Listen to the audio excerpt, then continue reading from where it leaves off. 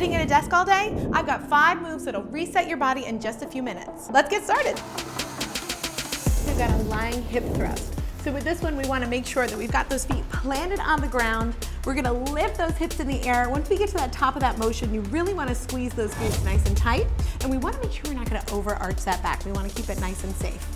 So this is a really great exercise for stabilizing those hips for exercises such as running and jumping, and it helps counteract all of that time you spend sitting at the desk. Next up, we've got a single arm external rotation. This is a really great exercise to help stabilize that shoulder. So you're gonna be at a 90-degree angle here, and we're gonna pull across the body, tuck it in really close to that rib cage, and without rotating the torso, we're gonna just come all the way out as far as your range of motion will allow, and just pull across and feel that shoulder working. This helps correct poor posture and rounded shoulders, which enhance scapular stability.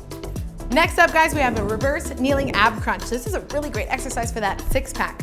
So we're gonna grab on here, pull those ropes tight next to the head, and using that 6-pack, thinking about these abdominal muscles, you're gonna crunch forward, trying to bring those elbows all the way to the knees, making sure that it's slow and controlled. This exercise is a great way to build core stability without stressing that spine.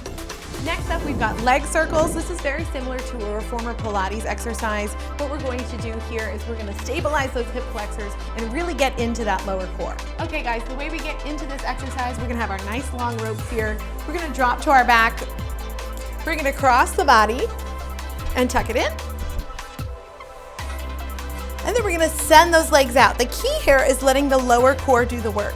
So we're going to make sure that chest is nice and flat and glue that lower back to the ground. Taking our time and really controlling the motion, working those hip flexors and that low core. All right, last up, guys, we've got bent over rows. We're gonna be using the T-bar for this one. We're gonna send those hips back, grab on, knuckles up, and 2 things we're gonna really focus on here is taking it slow and controlled, squeezing those back muscles, giving it a hold at the top, and making sure we're also squeezing that core nice and tight. Excellent job, everyone. Thanks for moving with me, and I'll see you next time.